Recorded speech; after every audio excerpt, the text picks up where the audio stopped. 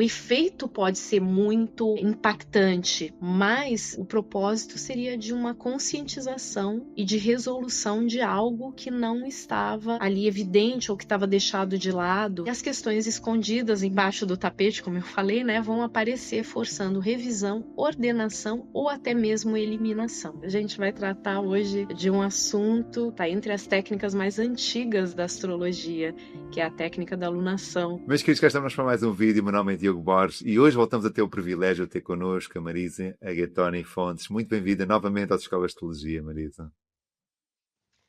Eu que agradeço pelo convite, mais uma live, né? E espero poder contribuir mais uma vez.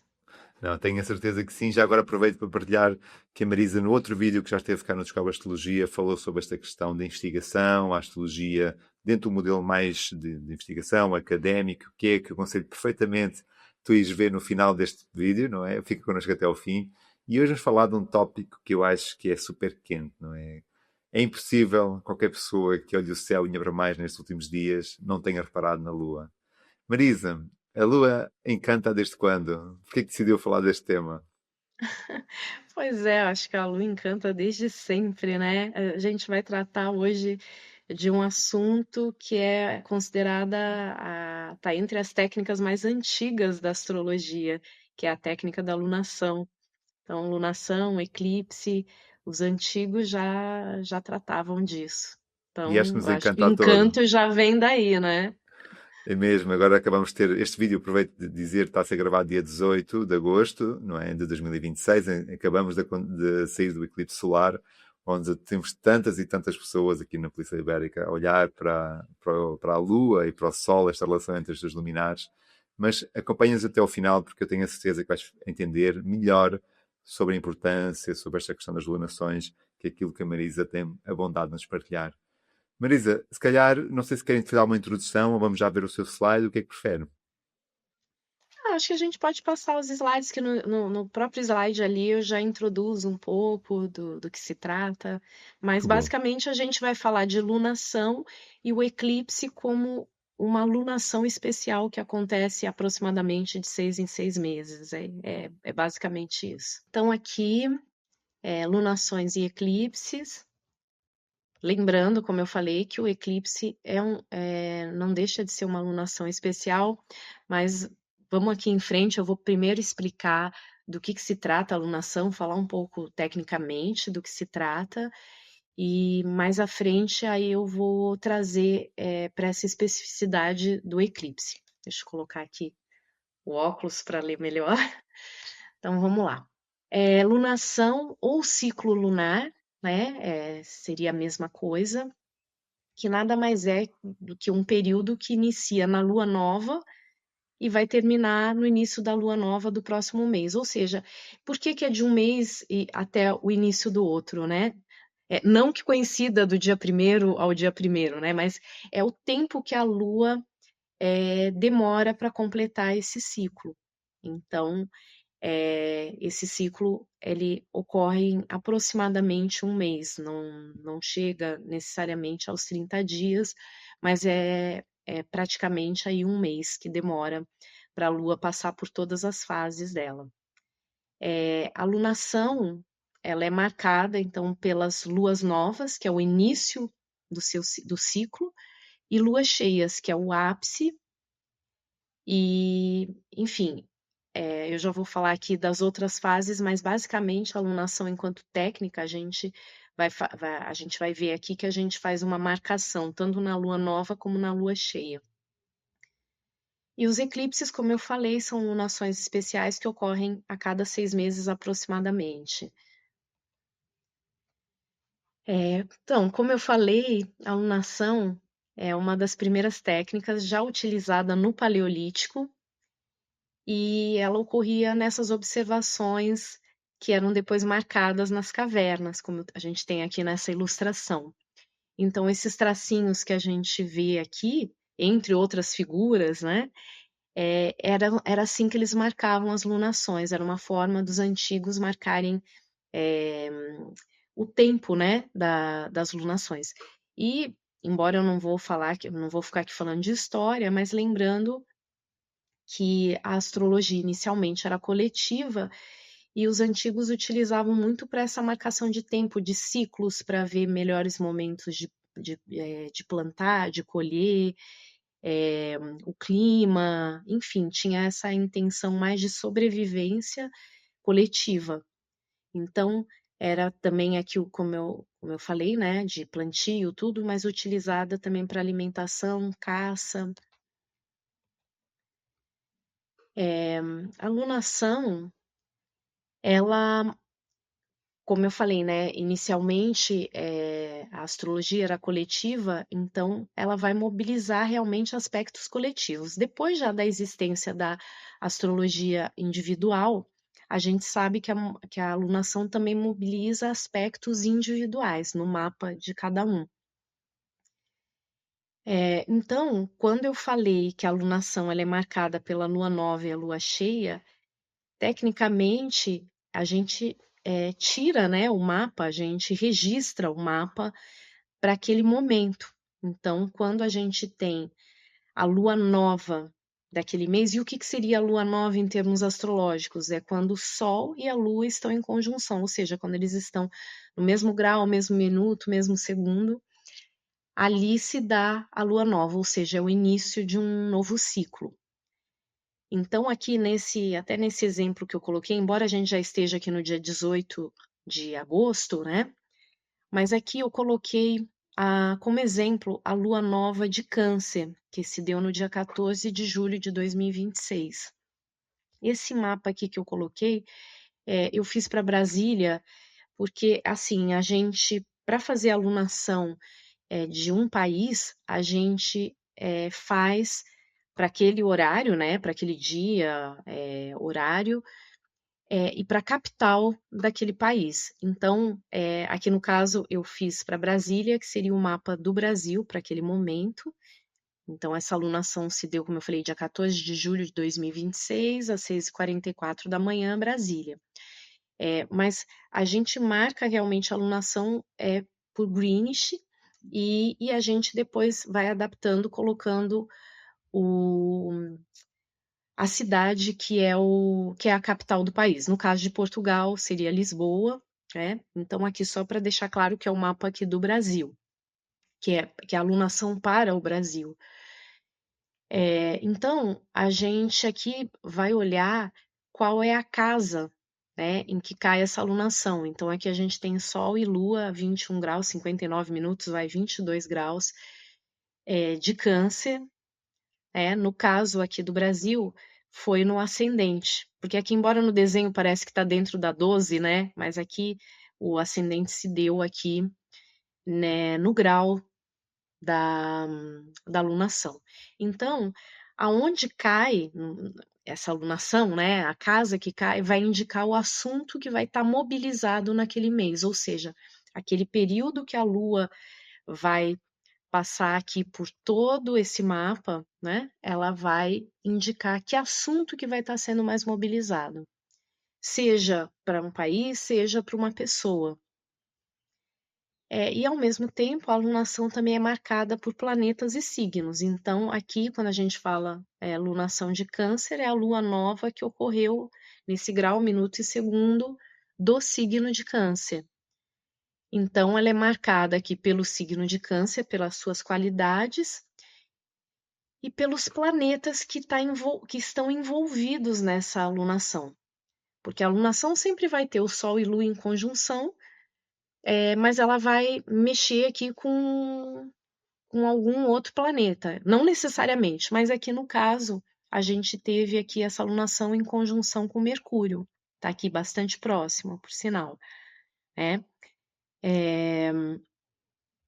claro que tem lunações que você vai. Aqui nem havia assim grandes tensões nessa lunação. É claro que aqui tinha até uma quadratura, mas está bem distante aqui de Saturno, que também está marcada. Mas, assim, basicamente a gente vai olhar que planetas que estão sendo mexidos, que vão dar digamos assim, além da qualidade do signo, vai dar também um aspecto ainda a mais para essa alunação. E que aí vai dizer se é harmônico ou não, de acordo com o aspecto aqui que vai estar sendo mobilizado no mapa. Aqui só para ilustrar já a alunação de Leão, que aí aqui eu coloquei os 2 mapas, esse primeiro é para Portugal e esse segundo aqui para o Brasil. E por que que eu fiz isso, né? Para mostrar que realmente, dependendo da onde você está no globo terrestre, vai mudar a casa que cai, né? Então, essa alunação, que inclusive foi o eclipse, um eclipse solar, a gente tem aqui para Portugal na casa 7, eu circulei aqui em vermelho, e no Brasil, já na casa 8, né? Então, embora seja signo de Leão, os assuntos mobilizados são diferentes. Eu não vou me ater aqui a desenvolver o que aconteceu na alunação para o Brasil, para Portugal. O interesse aqui é mais falar sobre a técnica mesmo de lunação e eclipse. Mas, enfim, no caso aqui seria analisar o que significa casa 7 em termos aí de país, né? Então estaria mexendo com outros países, né? As relações, né, que Portugal tem com outros países. E no caso do Brasil já está falando mais da questão de finanças, enfim, estou falando aqui muito rapidamente.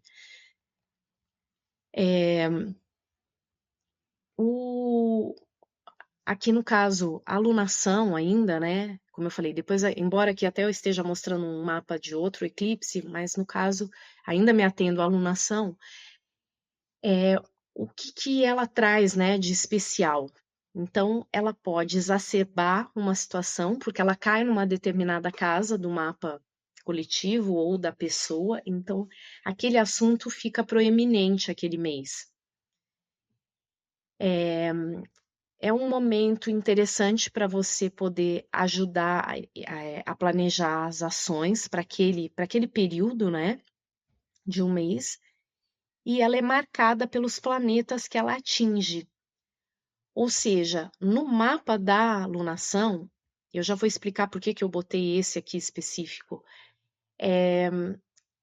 Ela vai atingir alguns planetas, como eu mostrei no anterior, que atingiu Mercúrio, Saturno, e depois ela ainda vai atingir planetas no nosso próprio mapa. Mas primeiro aqui eu só estou vendo os planetas que são atingidos pela própria alunação.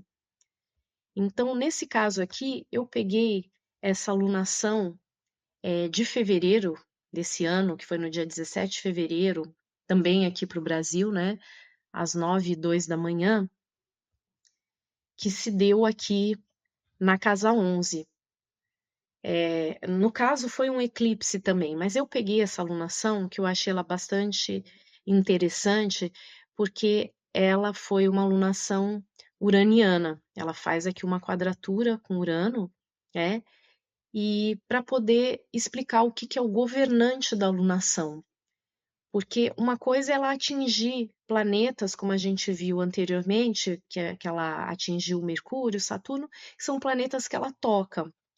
Mas existe o que a gente chama de governante da alunação, que é o planeta que vai dar o tom da alunação, ou seja, é o planeta que está mais forte nessa alunação.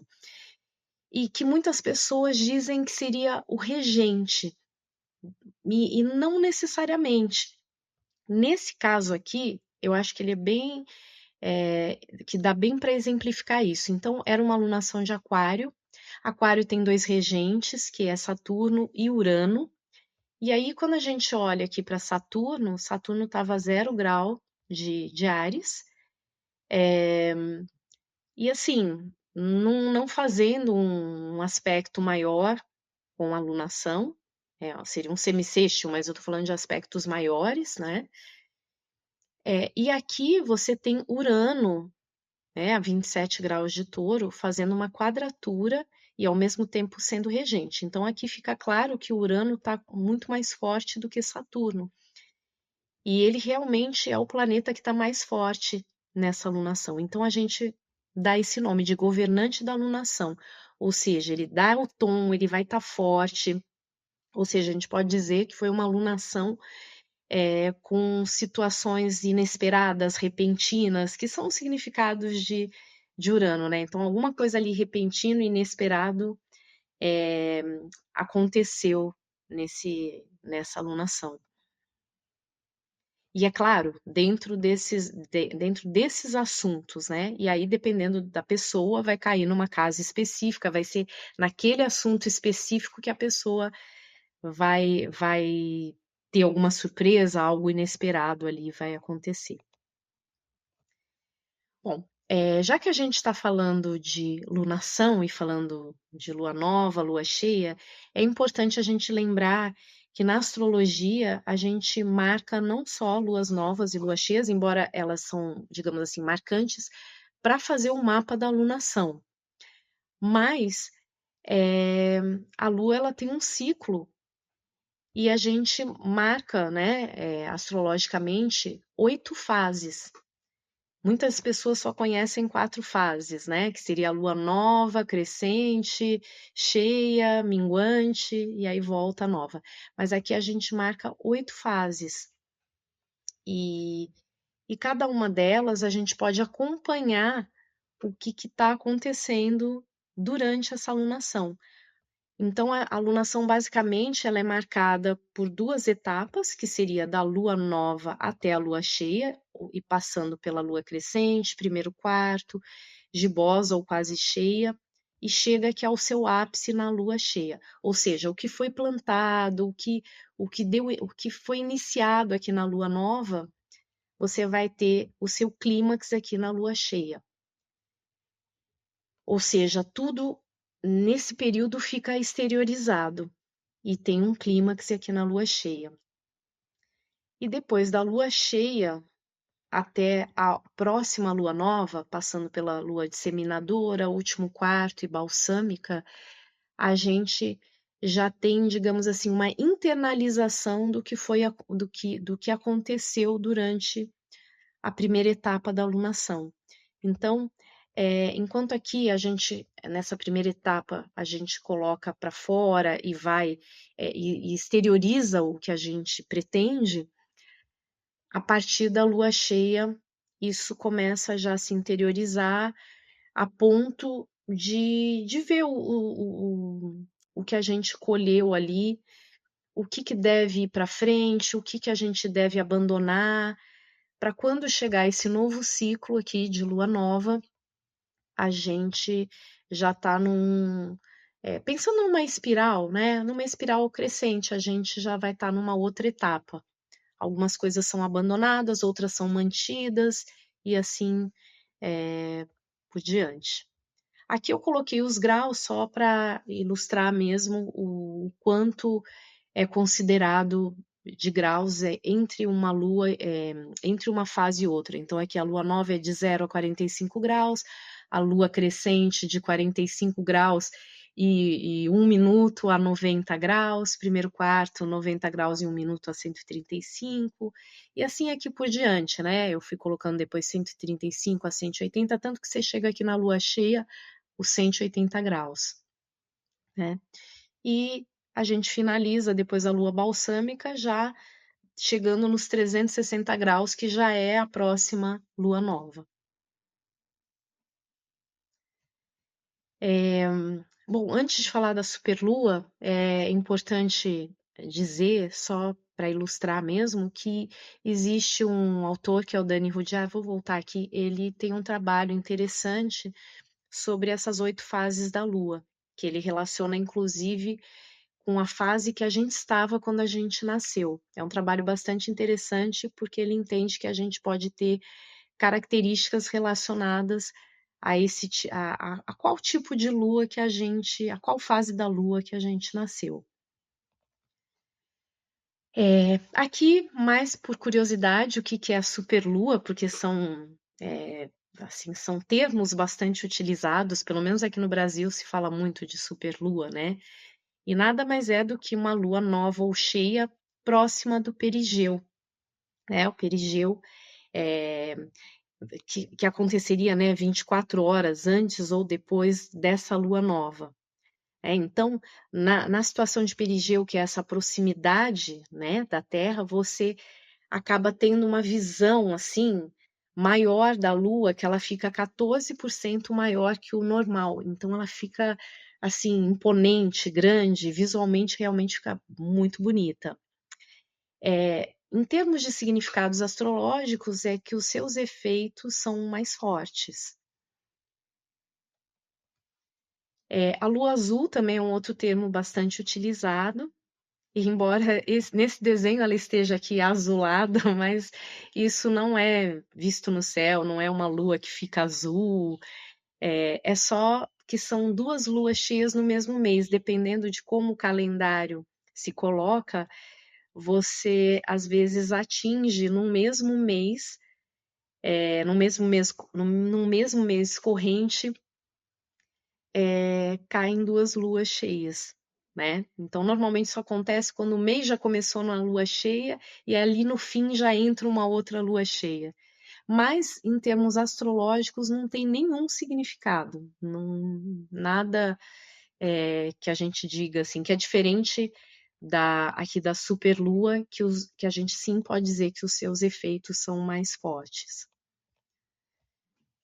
Um conceito importante de passar também é o ciclo metônico, que também foi observado pelos antigos, que é quando a lua nova ou cheia se repete no mesmo grau.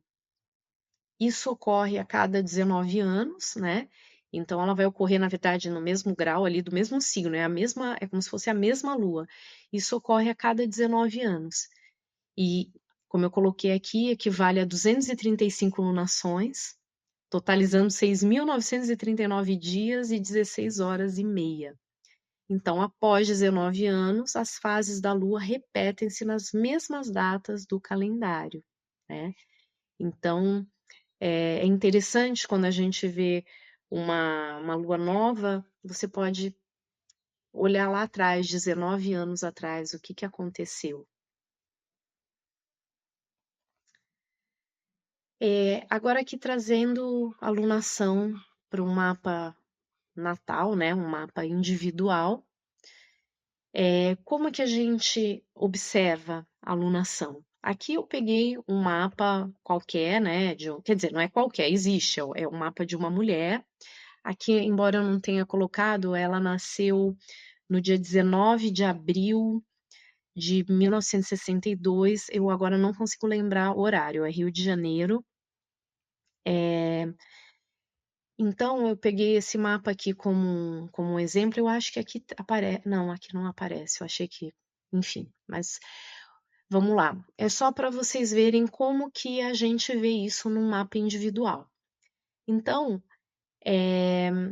se a gente teve. Pegando aquele primeiro mapa, né, da lunação de Câncer, que foi a 22 graus de Câncer a lunação, a gente vai marcar no mapa de uma pessoa aonde esse grau cai.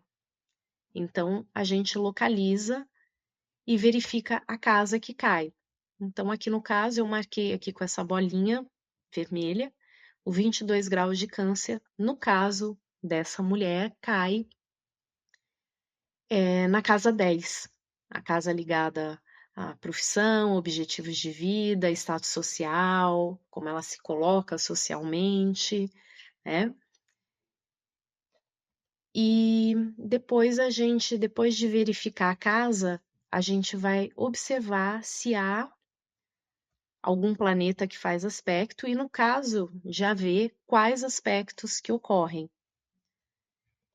Então, aqui, o grau 22 de Câncer, ele faz uma quadratura, acaba até fazendo aqui um T-square para a Lua e para o Sol dessa mulher. É por isso que eu peguei o mapa dela, porque eu achei bem interessante, que é uma conjunção de Sol-Lua, fazendo um T-square para o eixo dela aqui, que ela tem uma oposição de Sol e Lua. É claro que não como é que eu posso dizer? Isso não quer dizer que vai ser pior ou melhor do que nos outros mapas, mas é só porque eu achei bastante significativo, até porque uma lunação, um eclipse que pegue no nosso mapa, seja Sol, seja Lua, que são os luminares, a gente pode dizer que vai ser uma alunação importante. Não é uma alunação que vai passar desapercebida, aquilo ali vai ter um peso. E aí, além desse T-square, que seria o aspecto mais forte, a gente pode ver um aspecto aqui harmônico, que é esse sextil para Vênus aqui, que ela tem em Touro. Aliás, eu não falei, né? A quadratura para o Sol e Lua, ela tem o Sol a 29 graus de Áries e a Lua a 26 graus de Libra.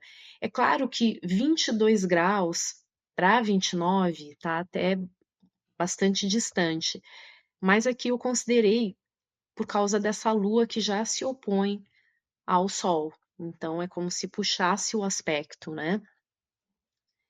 De qualquer forma, o interesse aqui é mostrar como que funciona, então é observar. Então, tá aqui fazendo uma quadratura para a Lua, para o Sol. Que casas estão envolvidas esse Sol e Lua? É o eixo 1,7. Então, a gente percebe aqui que tem alguma tensão entre questões profissionais, objetivos de vida, dessa pessoa, uma tensão em relação a quem ela é, a como ela se coloca no mundo com as parcerias, com o outro. Pode ser um sócio, um parceiro ou o próprio marido. No caso, essa mulher, ela é casada. E ela, relembrando aqui a história dela, ela tem uma profissão, ela é professora universitária, trabalha numa universidade, assim, uma pessoa com certo destaque nessa universidade. Então, tem aqui algum conflito, né? Não digo necessariamente conflito, vai, uma tensão. E uma pequena aqui harmonia, né, de sextil para essa Vênus aqui de casa 8. Aqui, embora eu não tenha colocado o mapa da lua cheia, a lua cheia que se deu depois da lua nova em Câncer, a lua cheia se deu em Aquário, por isso que eu marquei aqui com essa linha aqui vermelha, né? E se deu aqui num grau muito próximo aqui ao Saturno, né, dessa pessoa. Então, a gente diz que a lua cheia está com uma conjunção de Saturno e faz uma quadratura aqui para Mercúrio. E aí a gente vê aqui novamente a casa 7 em tensão com a lua cheia. Então, basicamente, o que a gente pode dizer é que nesse mês aqui que ocorreu essa alunação, essa pessoa teve conflitos ligados à parte profissional, a como ela aparece socialmente, objetivos de vida, e quem ela é, como ela se coloca, e o outro, parcerias, e depois, quando chega a lua cheia, o assunto, de uma certa forma, muda, porque vai para o eixo 5-11, ou seja, porque poderia ter se mantido na casa 10, mas no caso o assunto muda.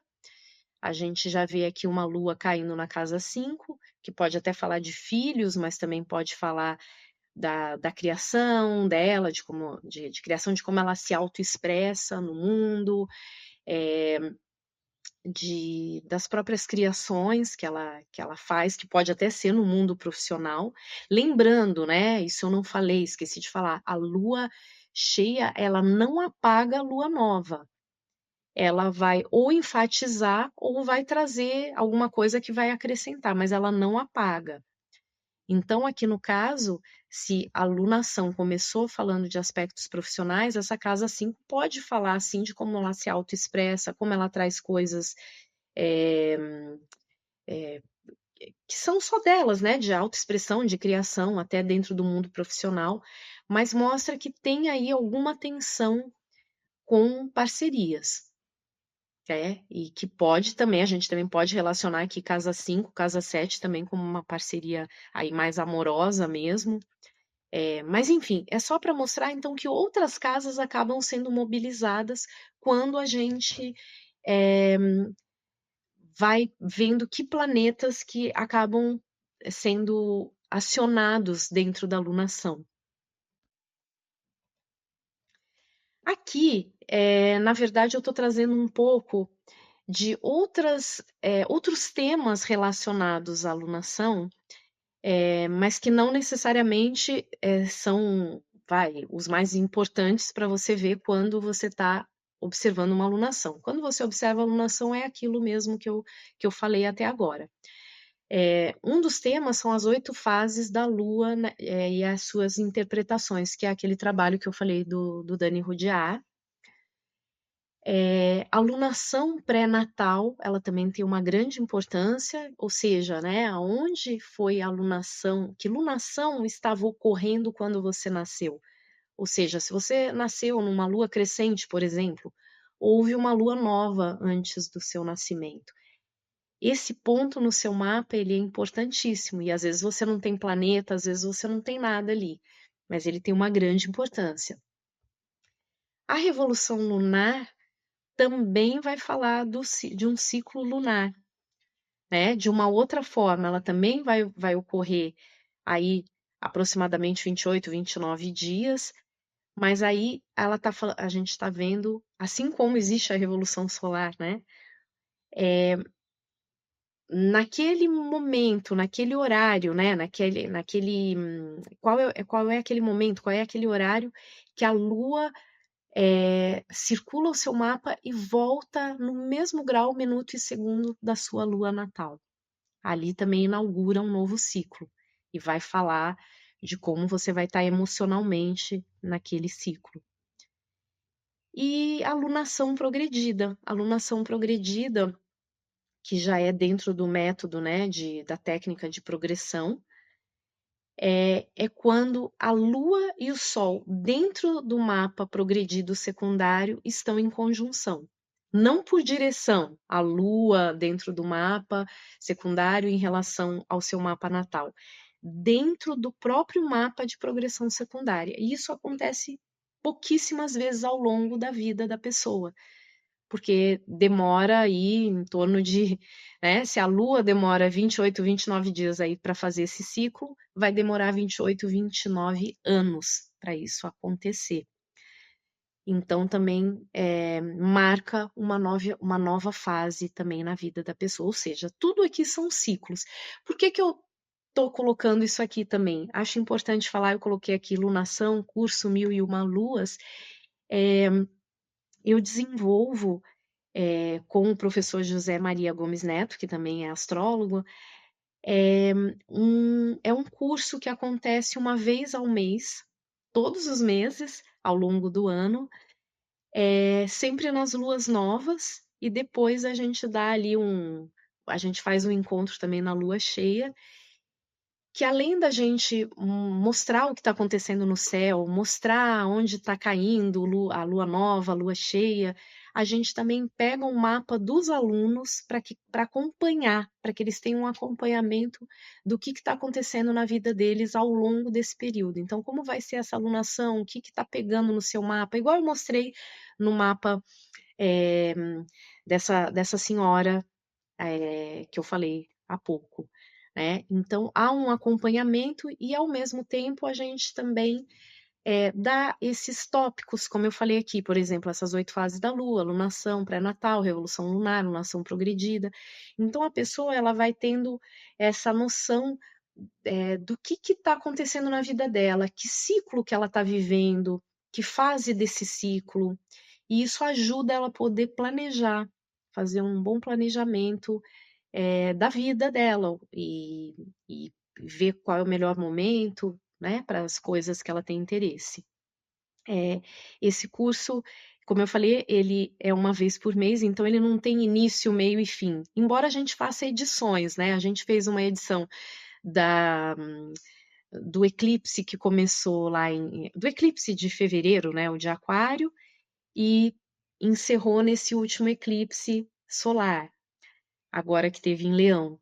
E agora vai começar um novo ciclo aí de aulas que começa agora em setembro. Embora a gente tenha agora a lua cheia, que é o eclipse lunar, que é um encontro. Esse encontro de lua cheia é sempre um encontro gratuito, tem uma meditação inicialmente de lua cheia, e depois a gente fala do mapa do céu, né? Do mapa do céu, de como está essa alunação no céu daquele momento. Então, estou aqui fazendo convite para todos vocês participarem. Se quiserem assistir uma aula, de repente essa seria interessante. Vai ser agora no dia 28 de, de agosto, que a gente faz a lua cheia no dia mesmo. E essas aulas de lua nova ocorrem sempre aos sábados, das 9h30 ao meio-dia, sempre próximo da lua nova. E agora vamos aos eclipses. Então, eclipses é uma palavra que vem do grego, eclipsis, que nada mais quer dizer do que desaparecer, escurecer, né? Que eu acho que essa figura aqui mostra bem, né?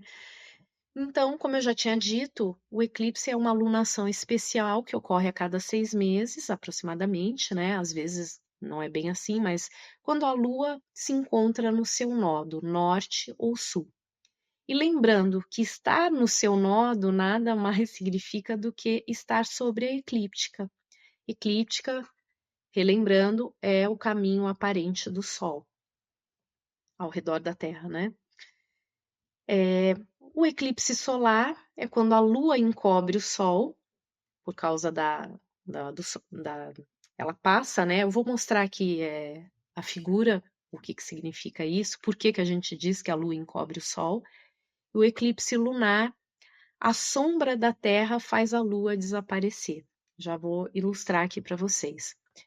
Em um ano podem ter mais do que 4 eclipses. Normalmente a gente vê 4 eclipses, mas podem ocorrer até 7 eclipses. E os efeitos do eclipse, diferente dos efeitos da lunação, enquanto a lunação dura um mês aproximadamente, dos eclipses já tem um efeito muito mais prolongado, 6 meses ou até que ocorra um próximo eclipse. Aqui com a figura eu acho que fica mais fácil para explicar, né? Então, aquilo que eu estava falando, num eclipse lunar, solar, é quando você tem Sol, Lua e Terra, eles estão aqui alinhados, então você tem a impressão, né, que a Lua para quem está aqui na Terra dá a impressão que a Lua ela está maior que o Sol, que ela tampa o Sol, mas na verdade é um efeito, né, que ela está passando aqui na frente justamente nesse momento, e aí por isso a gente chama aqui de eclipse, e quem está aqui nesse ponto da Terra realmente vê o Sol escurecer. Essa outra área aqui, que a gente chama ainda de penumbra, você vê também um escurecimento, mas não total. E aí, por isso que a gente dá um nome de eclipse para o Sol, de eclipse total, parcial, anular, que a gente muitas vezes chama de anel de fogo, e híbrido, que ele é muito raro, que seria total em alguns lugares e anular em outros.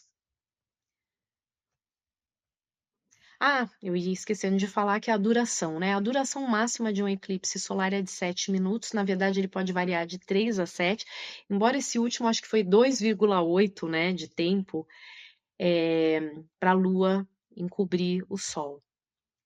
Que é aquele momento mesmo, quando ela cobre e depois já sai daquela posição. Aqui seria o que as pessoas conseguem ver, né, num eclipse parcial, num anular e num total. Ah, e outra coisa que eu ia falar, né, os eclipses, voltando aqui, eles variam conforme a proximidade de exatidão da eclíptica. Aqui um eclipse lunar, que já é a Terra que está aqui entre o Sol e a Lua, né? Esse já é bem mais longo, a duração pode até 4 horas, e a Terra encobre a Lua, né? Então, aí você vê a sombra, na verdade. Então, você tem o eclipse total, que a gente chama de lua de sangue, parcial e penumbral, que é esse penumbral, você vê um esmaecimento da lua, é uma coisa muito sutil. Aqui também, visualmente, como seria o total, que ela fica realmente avermelhada, o parcial e o penumbral. O penumbral é muito sutil a diferença. Bom, rapidamente o histórico sobre os eclipses. Então, eles são, assim como as lunações, primeiras referências para os mesopotâmicos que os consideravam fatores imprevisíveis do céu. Eu acho que sempre teve aquela conotação, né, de que eclipse é algo ruim. E, assim, no meu entender, o eclipse não necessariamente é algo ruim. Aliás, essa história de ruim e bom é também muitas vezes relativo, né? O eclipse, na verdade, é quando você traz, né, algo que estava escondido, que você não via, né? Você traz à luz. Então, esse escurecimento, depois aquilo se evidencia. E você poder trazer a luz, trazer a consciência, tem toda uma importância. Não tem como ser ruim. O efeito pode ser muito impactante, muito forte, mas digamos assim, o propósito seria de uma conscientização e de resolução de algo que não estava ali evidente ou que estava deixado de lado, estava, às vezes a gente fala, escondido embaixo do tapete, né? Então, essa conotação é algo ruim, vai acontecer uma catástrofe. A ideia não é para que se tenha medo, embora existia essa conotação inicialmente por causa desses fatores imprevisíveis do céu. Eles tentavam, os antigos, né, tentavam controlar, vendo todos os ciclos, como tudo ocorria, e aí de repente vinha o eclipse como algo incontrolável e imprevisível. Ainda dentro dessa imprevisibilidade, né, eles descobriram que havia um ciclo de 18 anos e 10 dias, e que depois de 3 eclipses eles voltavam ao mesmo lugar, ao mesmo local, né? Isso se chama série de Saros.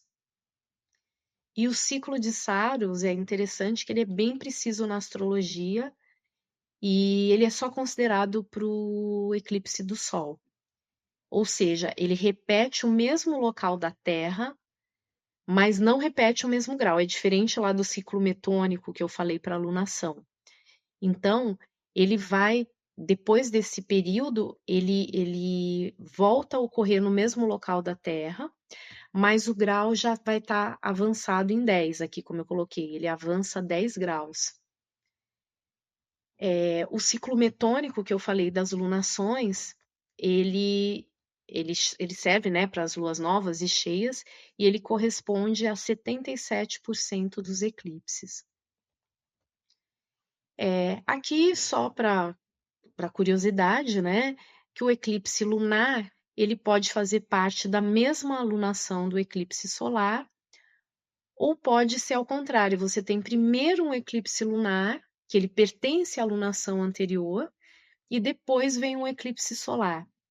A gente teve isso, foi relativamente recente, se eu não me engano, acho que foi, não sei se foi 2023 ou 2024, acho que foi 24 que existia, estava se repetindo eclipses dessa forma, primeiro o lunar e depois o solar. Eclipses que acontecem no grau zero. Normalmente são eclipses que trazem eventos marcantes coletivamente. Então, um exemplo seria um eclipse que ocorreu a 0 grau de Câncer, que a gente teve o acontecimento das Torres Gêmeas, e que ficou marcado realmente coletivamente para a história, embora tenha sido nos Estados Unidos, mas é algo que mexeu com a coletividade. E que os eclipses em áreas povoadas têm mais força do que os eclipses que caem nos oceanos. Lembrando que os eclipses que caem nos polos também têm importância. Os que caem no oceano, que são, digamos assim, que têm menos relevância.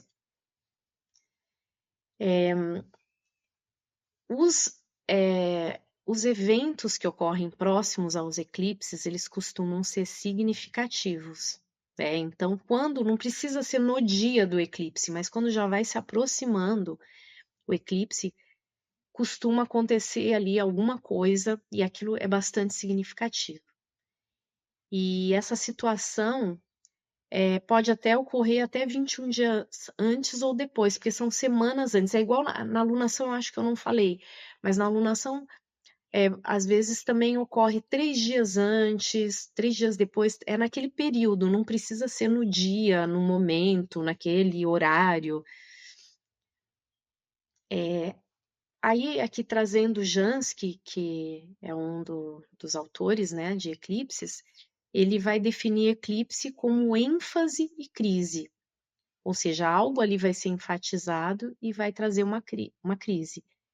E ele sugere que a gente utilize tempo e energia com assuntos daquela casa e planetas envolvidos, num sentido de revisão. Então, você vai ter que olhar para aquilo. E aí, os assuntos deixados de lado deverão ser resolvidos por bem ou por mal. A coisa ela vem de uma forma impactante e intensa, para que não tenha como você não olhar e não lidar com aquilo. Já que Tracy Marx diz que os eclipses possuem uma conotação uraniana no sentido de surpresa e plutoniana no sentido de intensidade. Não é que tem a ver, pelo amor de Deus, aí, com Urano, com Plutão, mas é nesse sentido de surpreender e de intensificar alguma situação. E o que Marx diz é que é um momento para verificar, rever, suprimir no significado do planeta ou dos assuntos das casas envolvidas. Então, é um momento realmente para se dedicar, para olhar para aquilo e tem que resolver. E como que a gente se prepara para o eclipse? Individualmente, né, a gente deve ter atenção às ações e reações nas proximidades dos eclipses, porque essas ações, reações, elas vão trazer consequências drásticas. Tudo que acontece próximo do eclipse fica tudo muito drástico, muito exacerbado, né? Em relação ao quê? Em relação ao significado do planeta tocado no mapa individual, aí já não é no mapa do céu, é no mapa da pessoa. E a casa, o assunto que está sendo mobilizado, ou as casas, né? Isso vai ficar proeminente, né? E vai deixar claro como a pessoa se posiciona em relação a eles. E as questões escondidas embaixo do tapete, como eu falei, né, vão aparecer forçando revisão, ordenação ou até mesmo eliminação. Os eclipses, eles reavaliam, no fundo, questões já estabelecidas e são precursores de mudanças e finalizações.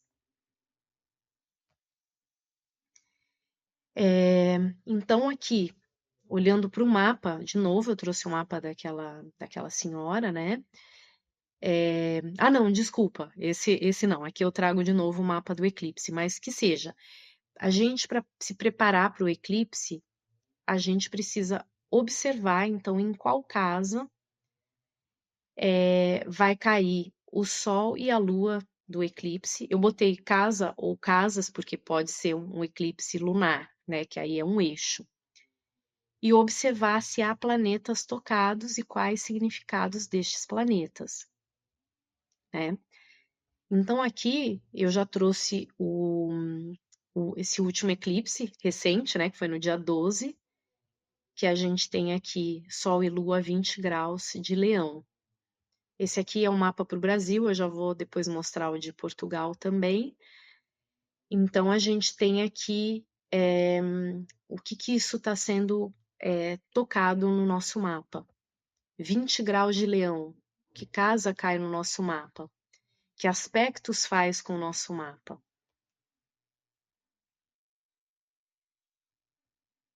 Então, aqui eu trouxe de novo só para mostrar. Eu já tinha mostrado mais no início, né, da minha explanação, mas aqui o eclipse caindo na casa 7 do mapa de Portugal, né, calculado para Lisboa, e aqui na casa 8 para o mapa do Brasil, para a capital Brasília. Aqui o eclipse lunar, que eu ainda não tinha mostrado, né, o mapa que vai acontecer agora no dia 28 de agosto de 2026. Então, a gente tem aqui no mapa de Portugal o eclipse ocorrendo aqui em Peixes, então no eixo 7-1, e aqui no Brasil já é no eixo 9-3. Então, são assuntos que vão estar mobilizados, assuntos bastante diferentes, né?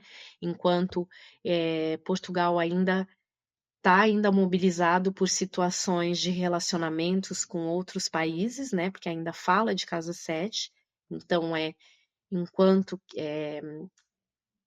vai ter essa, digamos assim, essa tensão entre quem é o planeta, ó, quem é o país Portugal e como ele está em relação a outros países. E no caso aqui do Brasil, a gente até pode falar de relações internacionais por causa de casa 9, né? Mas não no sentido aqui de Portugal, que a gente traz realmente essa relação de parceria mesmo, né, com outros países. E para encerrar, eu trago aqui o que significa nascer num eclipse, né? Normalmente, o que se observa em estudos é que pessoas que nascem em eclipse são pessoas que vêm para exercer sua vontade e autoridade e fazer parte de um destino coletivo. Por que vontade e autoridade, né? Porque aqui no. Eu não deixei claro, não é em qualquer eclipse, aqui no caso seria eclipse do Sol, né? O eclipse solar. Então, o Sol fala, né, de brilho, vontade, autoridade, entre outras características. Então, são pessoas que vêm realmente para exercer vontade e autoridade. E aqui, é claro, eu dei o exemplo do príncipe William, né? Ele tem um destino muito coletivo mesmo.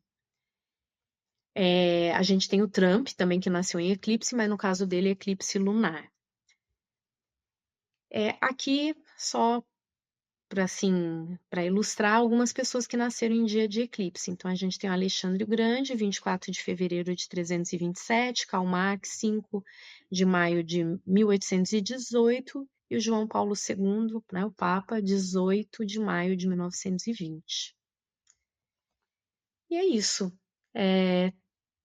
Eu teria assim mais coisas para falar sobre o assunto, mas eu acho que aqui para nossa live eu acho que deu para trazer aí esse panorama, seja coletivo, seja pessoal, de como funcionam as lunações e os eclipses. Marisa, muito, muito obrigado pela sua partilha tão generosa. Realmente, eu acho que esta temática das lunações, dos eclipses, é um tópico que fascina tantas e tantas pessoas. E quem quiser saber mais sobre esse curso de Mil e Uma Luas consigo e com o José Maria, onde é que ele deve se dirigir? Qual é o seu Instagram, Marisa? Bom, o meu Instagram, que eu acho que é uma boa maneira de me encontrar, né? É comprido, é o meu nome completo todo pegado, né? Todo junto. Marisa Aguetone Vai estar aqui por baixo Fontes, do nome Marisa com S.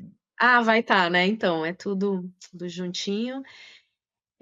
Mas também pode, se você quiser colocar aqui o meu WhatsApp, que é +55, que é o código do Brasil, 21982542726.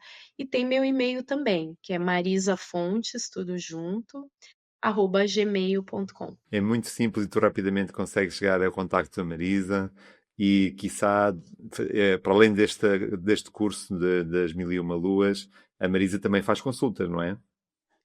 Sim, foi importante até se lembrar, porque também tem gente que às vezes não quer participar do curso, mas eu posso fazer individualmente esse acompanhamento, e que as pessoas gostam bastante, porque elas se sentem assim, agora eu posso. Às vezes tem um assunto que a pessoa quer tratar, e às vezes não é esse mês, mas no mês que vem tá mais propício, tá, digamos assim, tá mais harmônico. Então, às vezes, as dificuldades que ela ia encontrar agora, no mês que vem, talvez já não encontre.